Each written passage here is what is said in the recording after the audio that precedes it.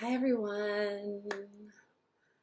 I'm so excited to have this class. This is my favorite class, so welcome. This is the class number 6 of Caregiving for Dementia. And this is all about support for the caregiver. So, um, I have had a really busy week myself, so it was really nice for me to be able to take some time and pull this together. Like, I will be appreciating this as much as you all, I think. So what I'm going to do is divide this into kind of 3 different parts. I'm going to start out talking about the importance of of understanding and accepting what our role is as a caregiver, and how we need to make sure that we're thinking about our role in a healthy way, and how we may be challenged to think about our role in a healthy way, and how we can um, make sure that we're protecting ourselves, setting limits, and seeking resources and advocating for ourselves as caregivers, and whether it's just in our own mind or in our own family or within our work environments or the community, or even larger if we have energy to advocate within um, the government, or in the, to make laws and things like that. So that's kind of part one. And then the second part will be a little bit of practical matters. Again, I have seen and heard about situations where people have um, lost their access to Medicaid because they didn't structure their caregiving correctly. So I want to make sure that you are all aware of that. And also just kind of some practical resources, that how you can kind of look out into the community and what changes are happening, as much as I know right now. Um, and then we will hopefully get through all of that with just, like 10-15 minutes. And then I'm going to spend the bulk of the video, the rest of the video, talking about different support that we can do. And I will demonstrate some, I will give you some support and tools right now. And I will just be presenting all of them, here, knowing that this is a video and you can come back and use them, save them, pause them, revisit them as you find them useful. So that is what we're going to do today. And if you are just joining, my name is Beth Reeves. Sometimes I forget to introduce myself. I'm Beth Reeves, and from Beth Reeves 8 Keys, and this is a 7-part series that I've been doing on caregiving for dementia.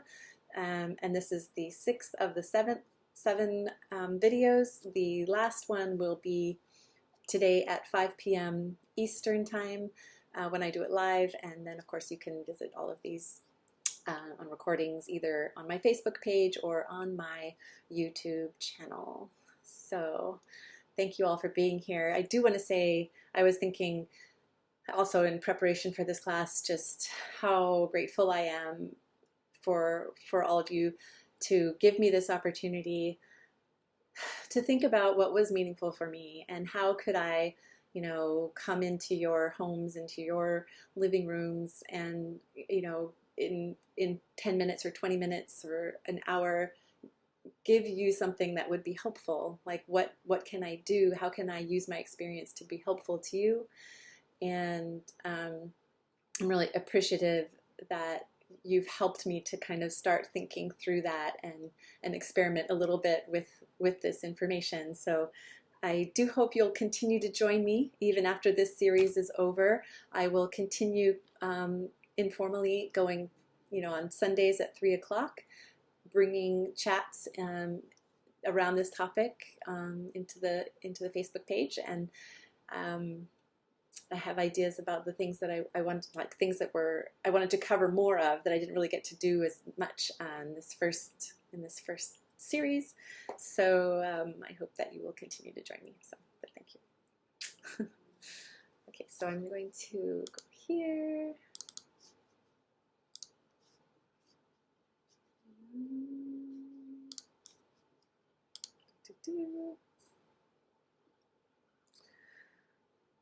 Okay, so this first part of the video again is we're going to talk about what it is to be a caregiver and how and why it's important that we really understand this, because you know it's a role, it's a word that's thrown around, and it can feel well, it can feel a little demeaning, I think, in some ways, and we might have images that come to mind when we think of a caregiver that isn't what we feel we are. You know, I mean, we're just a daughter or a son or a spouse or a friend or, you know, whatever. We don't think of ourselves as a caregiver, you know, with things. I mean, for me, I know when I first started, for me, the word caregiver brought up images of something that was more medical, it was more nursing, you know, and somebody that was, you know, helping in the home with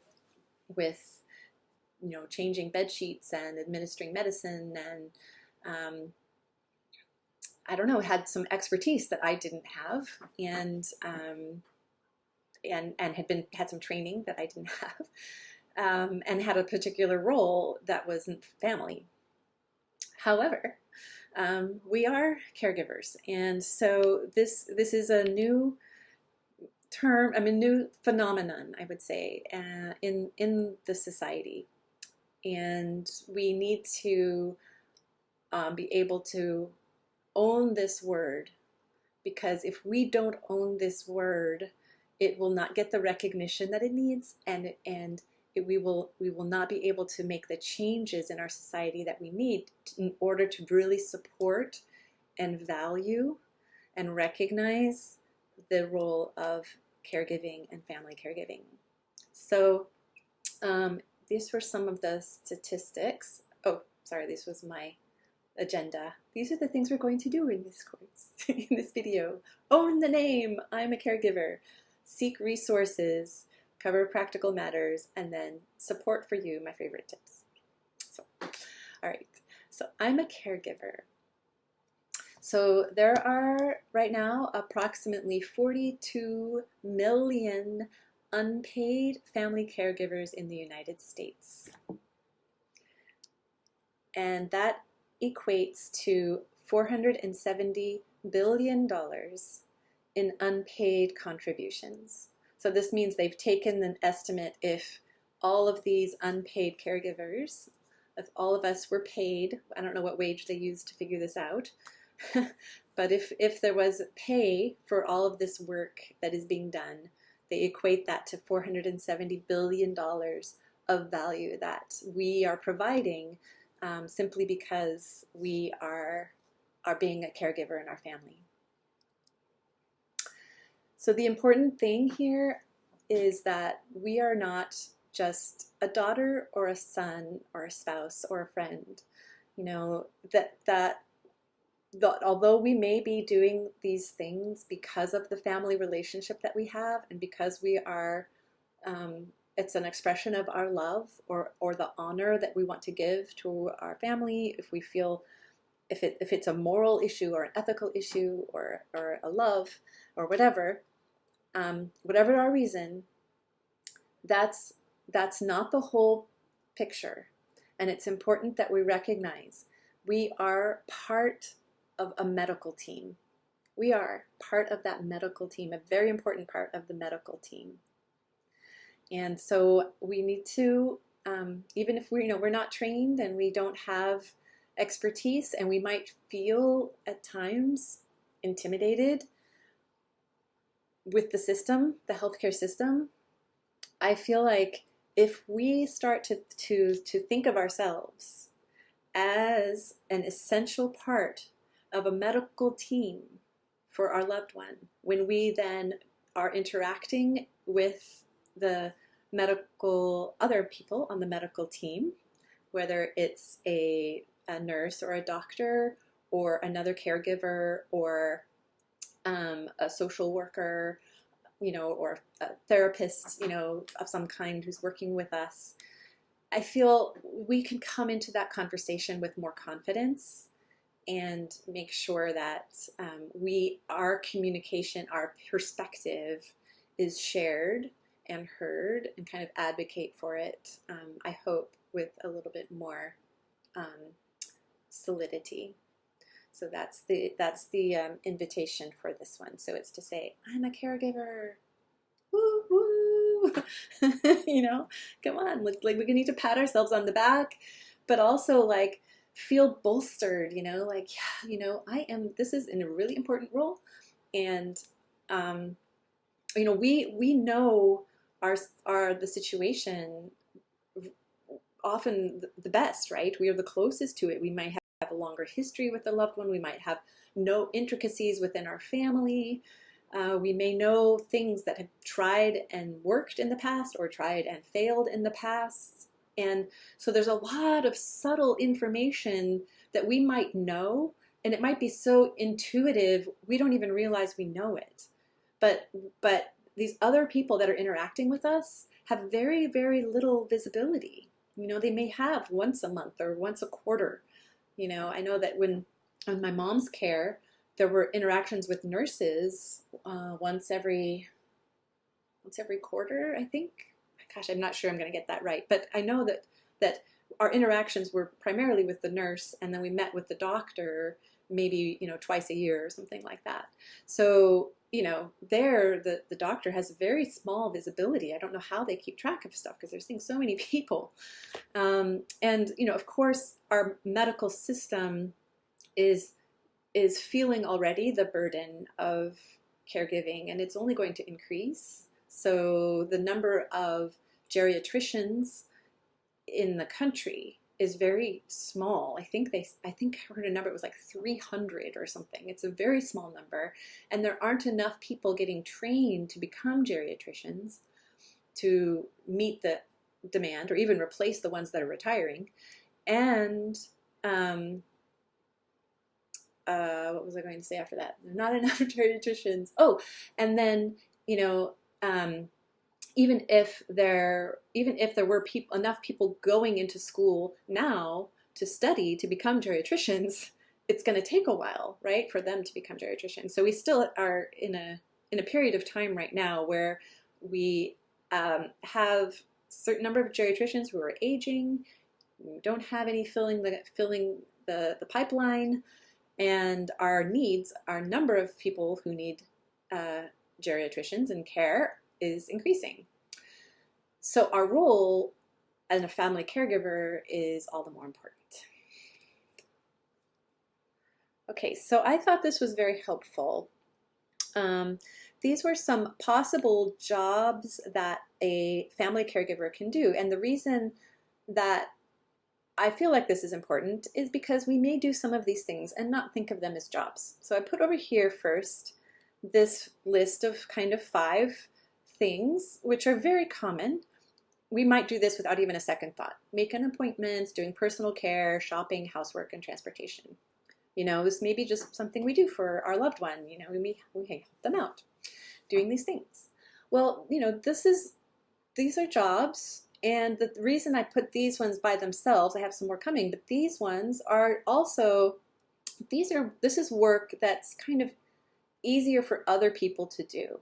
So if we're trying to think of ways that we might lighten our load, these are some things where we may be able to pull in some support, whether it's from a friend or whether it's from someone that we hire to come in, or, if we spend some money for delivery for shopping or things like that, or for transportation. Like if we're whatever, going to try to find another support for those things. All of these are, it's easier to get help to lighten the load in these areas. But if we do them ourselves, I want us to think about it as like, this is work that we're doing. This is caregiving. This is part of our job as a caregiver. And then over here, these are kind of like a next level jobs that we do. Managing medications, administering IV fluids or injections. So here we're starting to get into serious like medical and nursing support. And, you know, these are two things really important about this. One is that I think this category is, is harder to hand off to someone else. Not only because they may be more complex and we just want to make sure that they are done correctly, but they also may be done at odd times of the day or night. And so it may not be something that anybody can do. It may be something that it needs to be someone that's very close to the individual needing the care.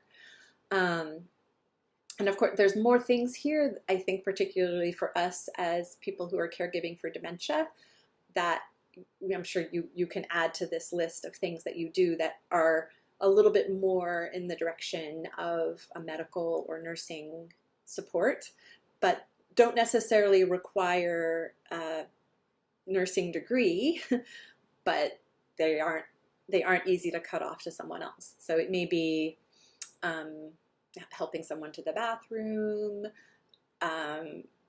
helping to turn, keep the body turned, or maybe just kind of monitoring the health of the body and the skin, for example, is a really, really, really important and simple role that can recognize early signs of issues. So like, did you see a new bruise? Is there an abrasion or a cut somewhere?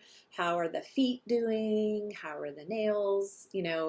Just kind of being aware of the body, like that kind of care and awareness and familiarity is something that we can do as family caregivers, and might not be something that we would hire out or that someone else would do as easily. So again, really, really important things. The other thing about this category is because it is more complicated, it can feel intimidating. And a lot of times, say that we're getting a discharge from a hospital, we have had a health crisis, our loved one has made it through, they're recovering, they're going home, yay. But we are handed instructions and paperwork to take home because we have to continue the care back at the house. And, we might already be tired and emotional, and as much as the hospital staff tries to make it simple and communicate clearly to us, it can still be, it can be very difficult to process all of that information. And we can get home and be like, ugh, where do I begin?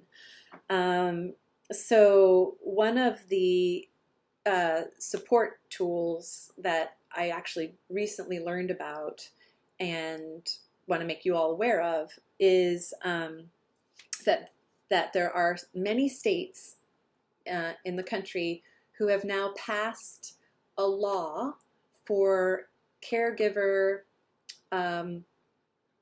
support, in that before a loved one is discharged from a hospital, they must make sure that they have the name of the caregiver, and they must make sure that they have not only communicated the information clearly, but that the caregiver has had enough time to prepare the home for the discharge, so that if you need to make changes to the home, maybe they're going to be coming home in a wheelchair for the first time and you need to have the house ready for that, or maybe you just want to restock the fridge and make sure you have groceries on hand so that you can be home and not have to leave them alone to rush out to the grocery right away, like you want to be stock up, or whatever the change, move the bed into a different location, maybe something like that.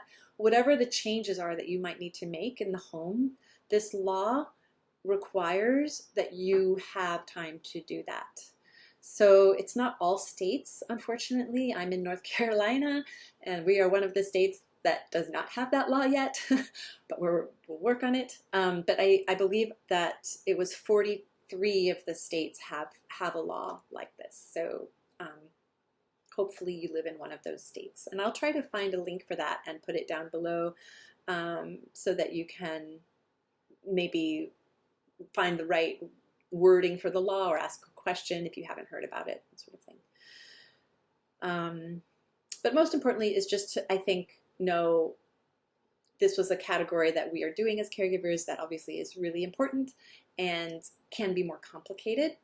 And I would say that this also ties back into my talk about simplicity, which I think was the, what was that one? That was the second talk, the second video. Yeah, the second video that I did, which was called Getting Organized.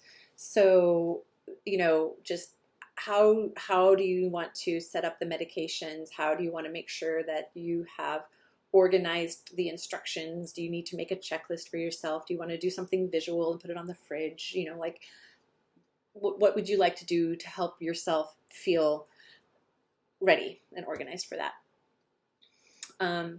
And then the last thing I put under possible jobs is other medical and nursing, which would be likely that someone is coming into the home to provide trained care. So they may be coming in to do physical therapy with our loved one, or to provide specific medications, or do monitoring, you know, things like that.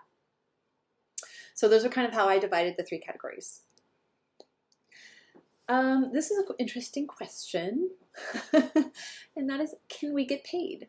So here I said that this was, you know, $470 billion worth of value in the contributions we're making as unpaid caregivers. Is it possible that we can get paid for our work? And the good news is that possibly.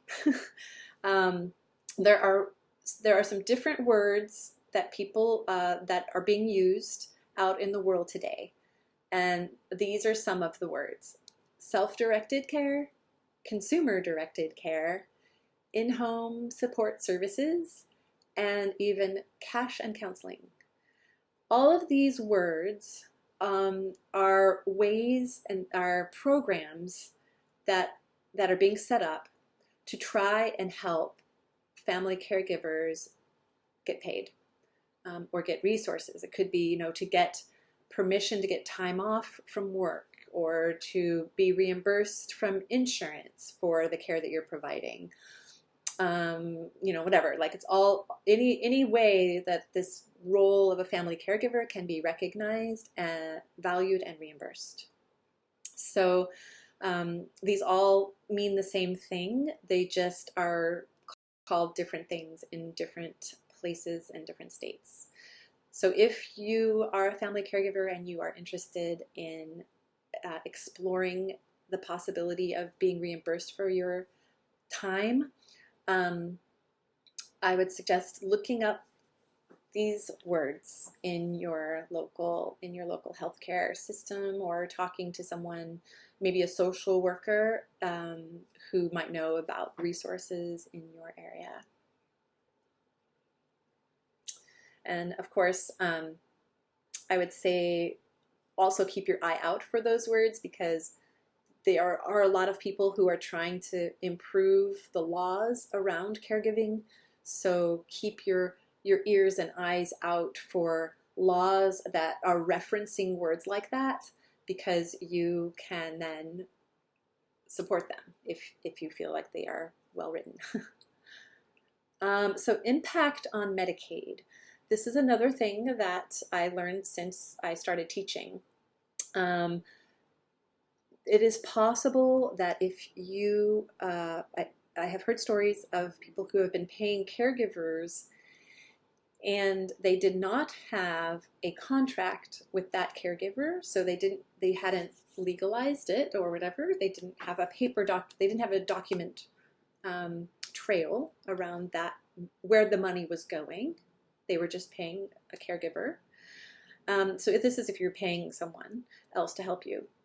But I think it's also important for a family caregiver, because it can help reduce family strife And it just helps to understand what your role is and what the parameters of the role are. And,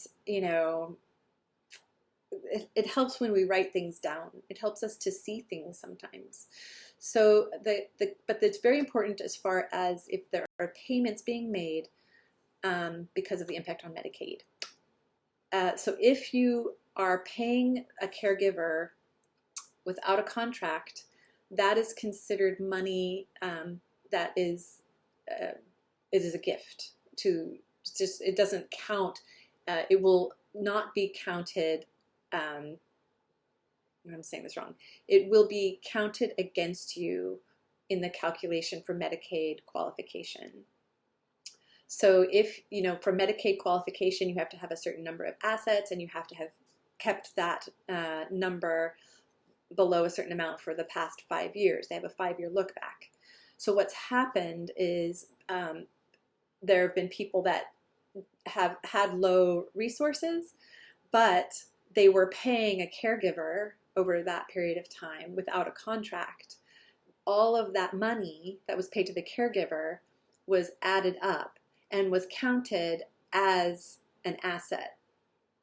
And so then they were not below the threshold anymore because they were showing, well, you have this money, you were paying this caregiver, you had this asset in place, and therefore you need to pay back to Medicaid that amount before you qualify for Medicaid.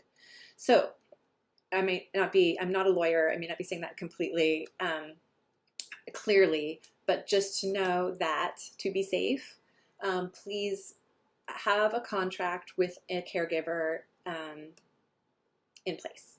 And this varies from state to state as far as the impact, because Medicaid is different from state to state, and taxes is different and all of that. So if you have any question on it, then you will want to speak with a elder law attorney. They will be able to review, the specifics of your state and of the Medicaid requirements for where you are. So, and this is true even if you are family, right? This is true for anyone, whether it's an outsider or an insider. Okay, so how did I do? 3:30. Well, I went a little longer than I expected. But and the last thing that I will just say, I had a note here, was if you are still working, part of what you want to also explore, of course, and to talk to your work about is, FMLA, any kind of work balance adjustments that you can make. And, also thinking about, as you're moving forward on the dementia journey, what are things that you might be able to do that, maybe new work, maybe if it's not your current work, but are there other things that you can do for a short period of time that might be more flexible? So is there work that you can do from home? Is there work that you can do on a contract basis? So that if you wanted to take a leave from work, or if you wanted to, supplement your income in some way, kind of like start to, it's your planning for yourself to think about ways that, if there are ways that you can bring in flexibility into your work, and hopefully you have a work environment that does support that. I think that work and employers are getting more and more understanding about the importance of this. So I hope that. Okay, so we are going to go into my support. So first, I wanted to just give you all, this is a 24/7 caregiver helpline from the Alzheimer's organization. So if you have any questions around anything, like if you need just some support, if you need someone to talk to, if you have a difficult situation, if you have some behavior that you're having difficulty managing or knowing how to respond to it, like if you're just out of ideas, or if you need just some respite and you need resources and you're hoping to find some support for yourself, this is a really great place to start. I know that, and here I'll just make that number bigger so it's easier for everyone to see. So I know that, you know, here in Durham, North Carolina, we have an amazing dementia family support group through Duke. We have some amazing palliative and hospice support. We have a caregivers network. We have some meetup groups where caregivers get together to support one another. And then, of course, I think, you know, I've heard like I went and taught a class down in New Orleans this week, and there were a couple people in the class that met through a caregiver meetup group, and their situations were different, but caregiving is the same, and sometimes you just need another caregiver who can, you know, understand what you're going through. And, you know, even on Facebook, I have seen amazing groups on Facebook. There are a couple that I love, and they're closed groups, so I don't think that I can post their link. Like, I can't forward you their link, but one of them does. It's like, it has dementia caregivers in the title, and it has a picture of sunset in it, and it has thousands of members. It has like 24,000 members, but they're really great about somehow they've built a community that's very respectful, very positive, and, you know, people just share their stories about, you know, oh, you know, this is what my mom, you know, this is how my mom dressed myself today, you know, and we can all appreciate the dress, you know, like that it's, you know, she has the whatever, the underwear on the head or the different socks or whatever it is, you know, and we're like, we've been there, we know.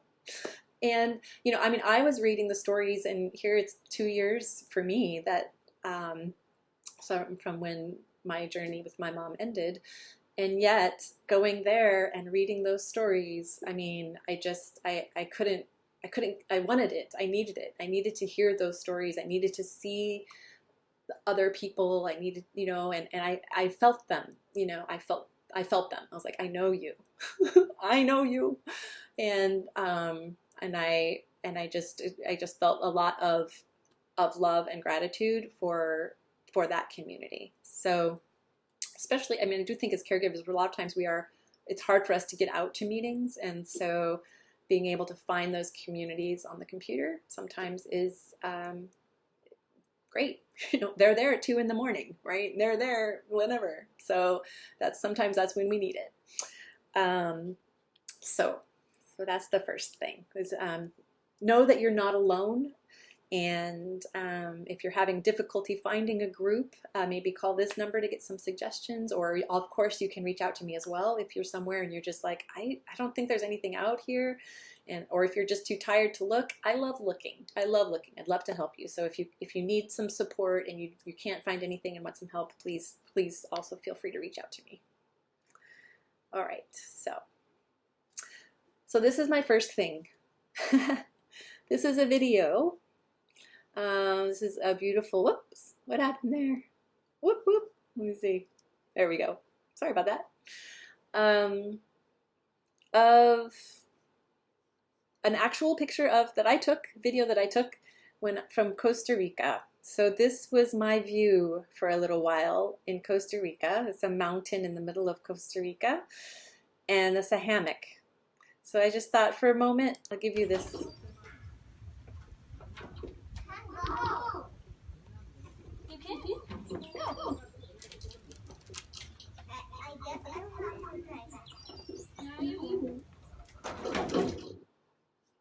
Wish I could make that bigger. Should have had it fill the screen. So I'm actually going to just post this below because it's just a little short video, but I thought, you know, sometimes if you just want to play this video, you can just turn this on and just have a little moment of my Costa Rica view. um, there's actually, I don't know if any of you have heard of this support called ASMR, Automatic Sensory Median Response.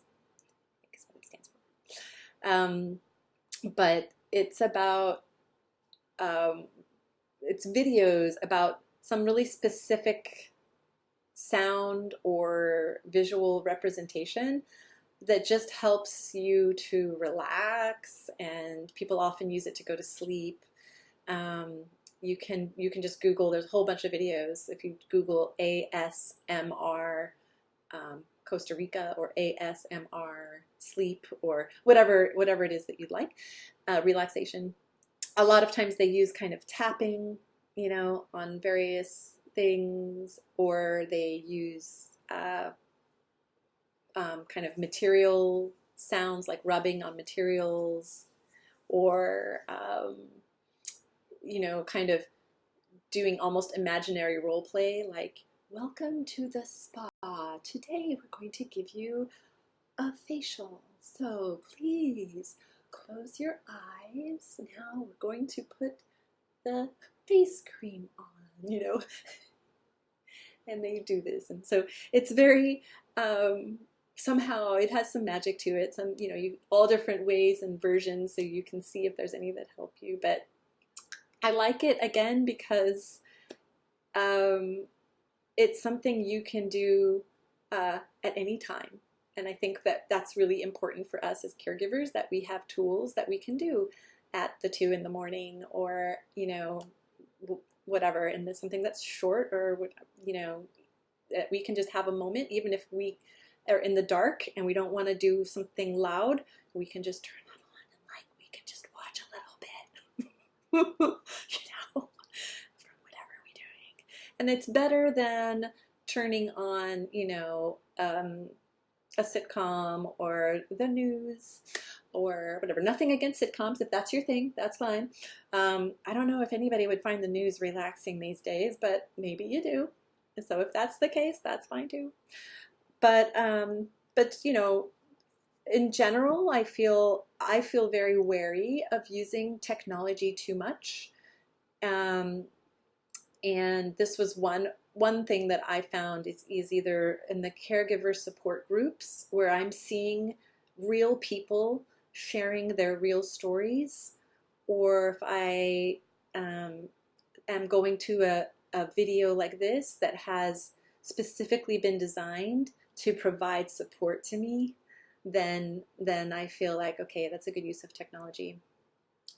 I will mention one other use of technology, which is also on the computer, which is a thing called binaural beats, BINAURAL, beats, which is, again, music and tones that have been used from both ears, binaural. So the sounds have been specifically designed to help inspire creativity, relax, reduce stress, relax the brain, which of course those two things go together, and also help people sleep, help people dream, you know, things like that. And so those are, again, just, I mean, sleep is so important, isn't it? And then often as caregivers, that's one of the first things that we lose, is we lose consistent sleep, because our loved ones may not have consistent sleep, or there may be emergencies, or we just might be at a level of stress that's interfering with our sleep. And so I kind of like to focus on things that help sleep, because I believe it's so important. Okay, I guess I kind of covered some of the computer stuff, so that's good to kind of like group that together. So now we're going to talk about non-computer things, but also these are all tools that you can do very quickly. I'm just going to check my time. Okay, so these are tools that you can do very quickly, and you can do them from anywhere. And I will just give a little demonstration of each one, and if you have more questions or want more demonstration on anything, you can let me know. All of these things also, you can find other resources, lots of resources online too. So if you want more information, you can see them. So the first one is a breathing technique. I'll take off my glasses. I need my glasses for this. So, so this is a breathing technique. It's called the 4-7-8, and it helps to reduce stress because it actually resets the nervous system. Now, and the nice thing about all of these, actually, all of these techniques I'm going to teach you right now, is that when we're with our loved one with dementia, you might have noticed that they will often imitate us, right? So if we're feeling stressed, they start to feel stressed, you know, and then everything gets worried. So, right? So of course, if we're able to like stay calm, they're hopefully going to stay calm. If we're smiling, if we're laughing, they are gonna smile too. They're gonna laugh too. It's like, okay, you don't know what that is? It's okay, right? It's fine. And they'll feel that it's fine too. So one of the nice things about these exercises is that if you're doing them, you know, you can just be doing them in front of your loved one, and maybe they'll just do it automatically with you as well. Who knows? Okay, so breathing technique. 4, 7, 4, 7, 8. Oh, wait, I was supposed to put myself back up. Darn it. Okay. Yeah. Okay, so 4, 7, 7. Okay, let me try this. 4, 7, 8. Okay, so we're going to do an inhale for 4. We're going to hold for 7. And then we're going to exhale slowly for 8. And we're going to do that 3 times. Okay? So I'm going to do it with you right now. So we're going to inhale for 4. Hold for 7. Exhale for 8.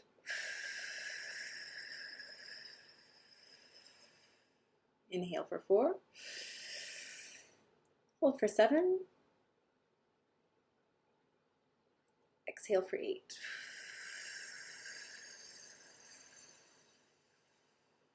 Inhale for 4. Hold for 7. Exhale for 8.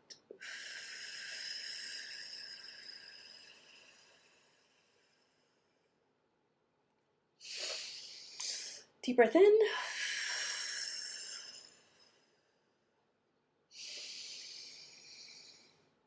in. Deep breath out.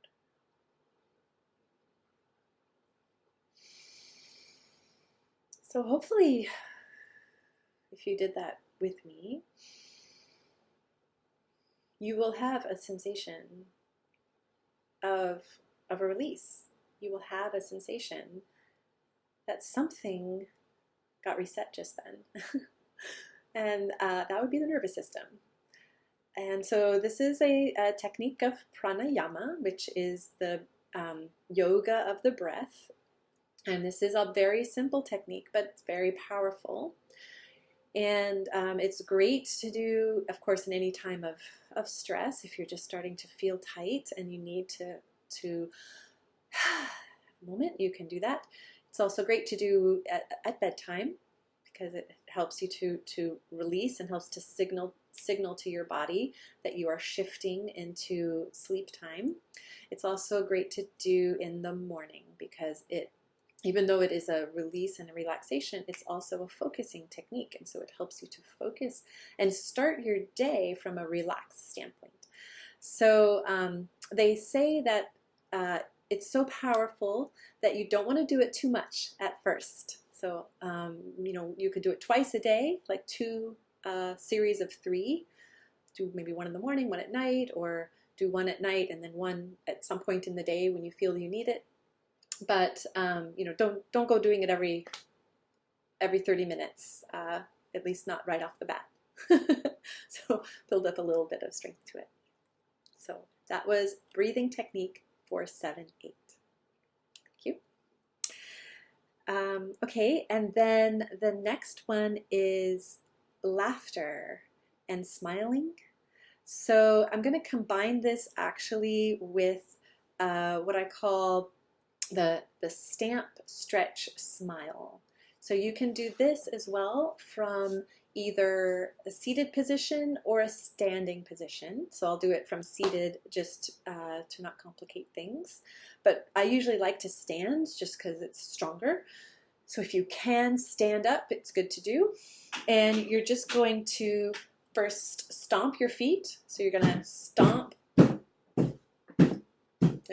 just pushing your feet down into the ground. And then you're going to smile and stretch.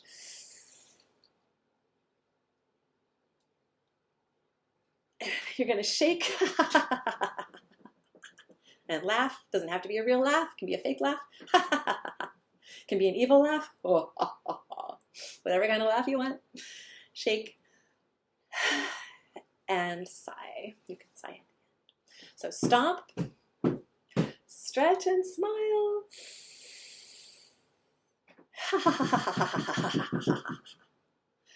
Okay, so this one, the stomping is really great for waking up the body, getting the circulating, improving your circulation, and strengthening muscles. Even when we do that little bit, we're actually strengthening our muscles.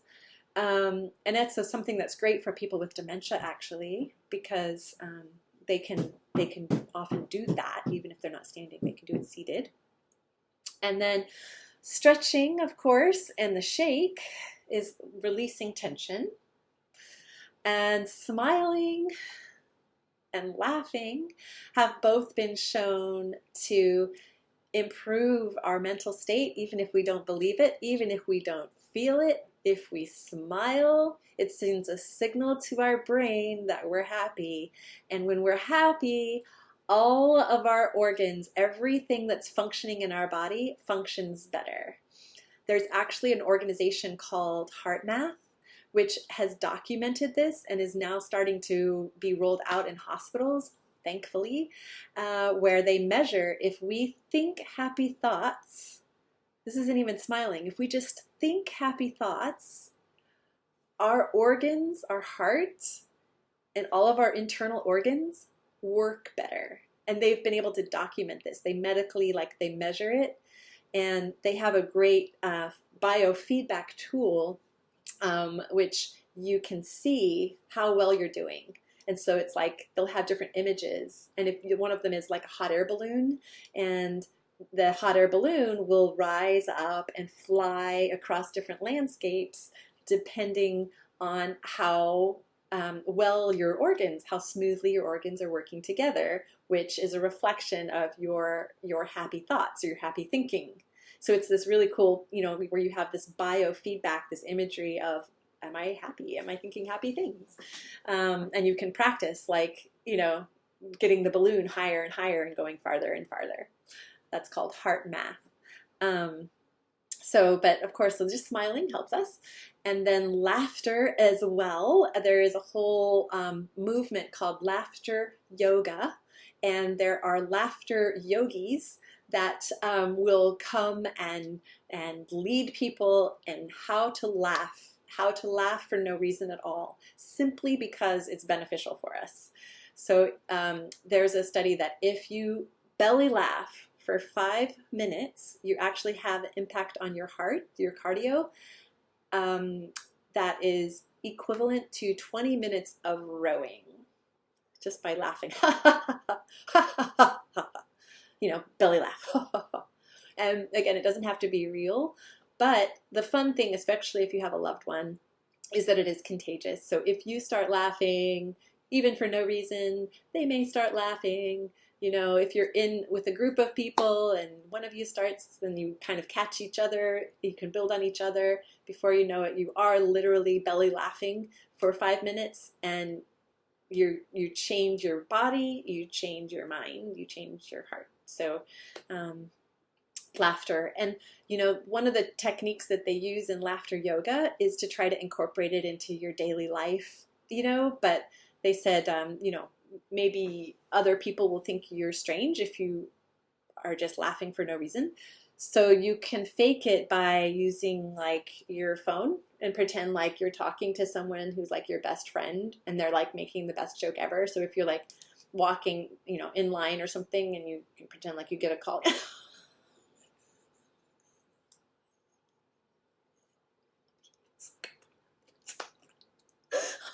That's pretty good. Oh yeah, that's a good one.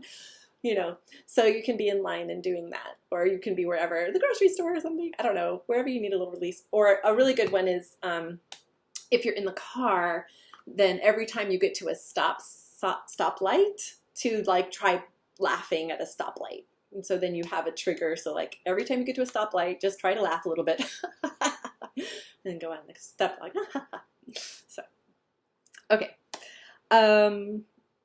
So, my goodness, how am I doing on time? Okay, 8 minutes. So, most important. I want to talk about emotional freedom technique. EFT will be my next one. And then, yeah, hopefully I'll have time to throw out a few more. So, emotional freedom technique is again something you can find information online. It's wonderful for so many things. It's been used to manage pain. It's been used to not only to release pain that you might have had for a long time and can't seem to get rid of. This will often help with that. Reduces stress, can help break addiction, you know, help sleep. So, but it can really kind of work on it. You can invite and use EFT to work on anything that you like, and you can just experiment with it and see if, you know, if it helps you. It's kind of one of those, it's easy to just try it out and see if you like it.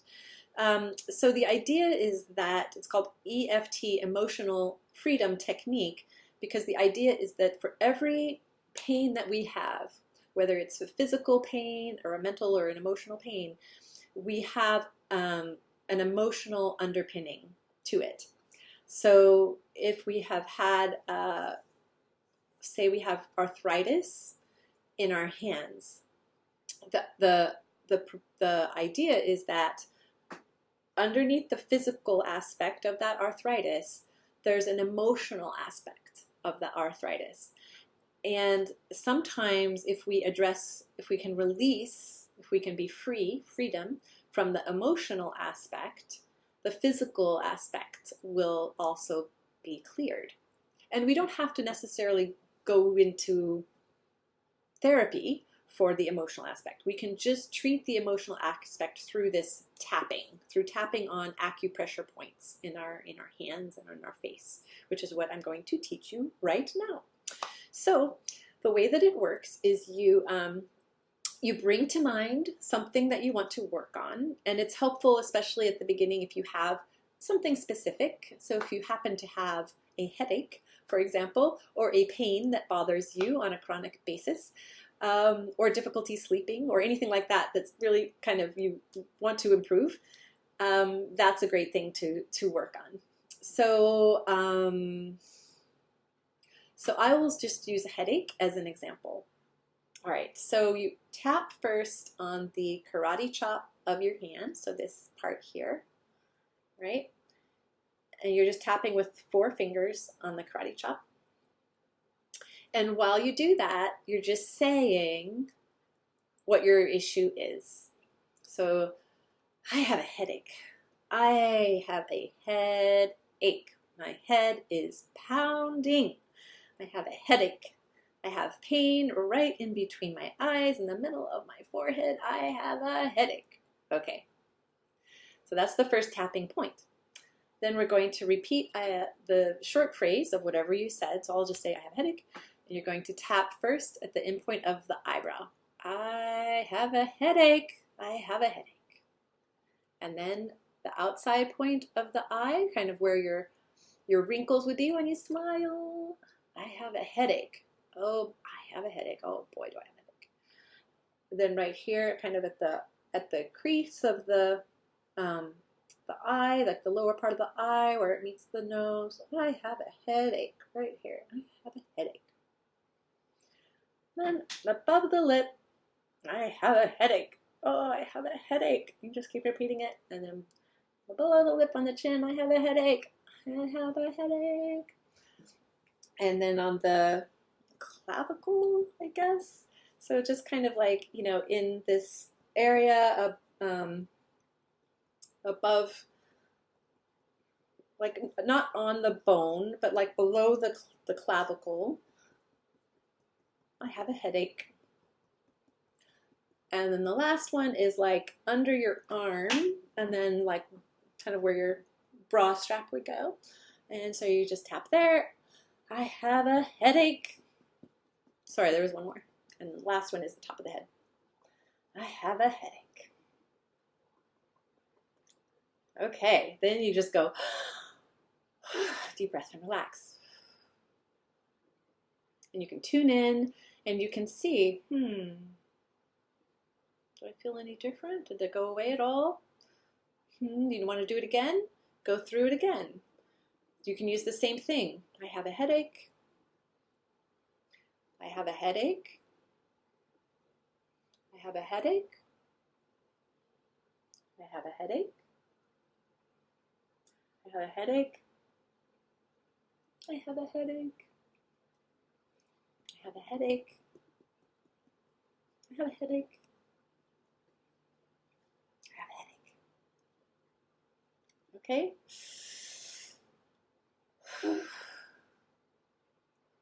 Now, if something else came to mind for you while you were doing that, if you were thinking, ugh, actually, I just feel depressed. You know, actually, I just don't have any energy. It's not really, I don't really care so much about the headache. I don't have any energy. I'm exhausted. I'm just freaking exhausted. So then if that's what comes up, you switch and you go to that. I feel so freaking exhausted. I am so exhausted right now. I can't even do this. I'm so exhausted. This is like, I don't have energy for this. I have no energy. I'm so exhausted. I'm so exhausted. Oh my God, I'm so tired. I'm so exhausted. I'm so tired. Okay, I'm so tired, right? So you go through everything like this. I'm so tired. I'm so tired. I'm so tired. Oh my God, I'm so tired. I'm so tired. I'm so exhausted. Oh, I'm so tired. Okay. And you can just keep going through this as long as you want to. This tapping series you can just do for as long as you want. And you can keep shifting into new things, or you can keep doing the same one over and over again. And you just tune in. You just keep thinking like, okay, do I feel better? Is it lower? Do I need to do anything else? And, you know, there's no risk, right? There's no risk in doing it. You're definitely not going to feel any worse. And it can feel really good. So, all right. So that is, oh, 1 minute. So I'm going to just stop with that with the demonstrations. But I will, of course, in the next following Sundays at 3 o'clock, I'm going to be bringing in other support things and talking about different things because I have more. I will just add a couple other ones that I'm sure you are all aware of, but I want to remind you because sometimes we forget that these things really help and that we should make time for them and that we should include them and that they're there for us. So, of course, there's music therapy, music that we play, music that we actually play, music that is played for us. Definitely live music is amazing. My sister is a therapeutic musician. She's a harpist, and she will go and play at people's bedside, and she's personally seen the impact that music can have because she's watching the monitor screen and she can see how the monitoring changes as she's playing. It's really, really amazing. And music is one of the last things to go as our memory and our mind deteriorates. So even if communication and other things are failing, music can still help, can still reach those deep places. So music is really powerful. Of course, our pets. Pet therapy, I'm a big fan. It's really, really important and valuable. There are visiting animals that can come and visit you if you don't have a pet. And there are more and more places if you move out of your home that allow pets to go with you. Um, so that's great. And then of course the last one is just the value of being outside, you know, being in the sunlight and being on the earth uh, are often I often forget about those, and just there it's just a great reminder that even if it's 5 minutes, or if you can 15 minutes in the morning, go outside and breathe the air and feel the temperature and look at the sky. You know, watch the sun come up if you can, hear the birds, watch the trees blowing in the wind, you know, sit on the grass, go for a little barefoot walk, um, you know, lean against a tree, uh, you know, take a lunch hour outside, go to a park for a few minute break, you know, instead of taking a smoking break, go to the park and sit, you know. The sun is powerful. The air, you know, outside air is just different than inside air.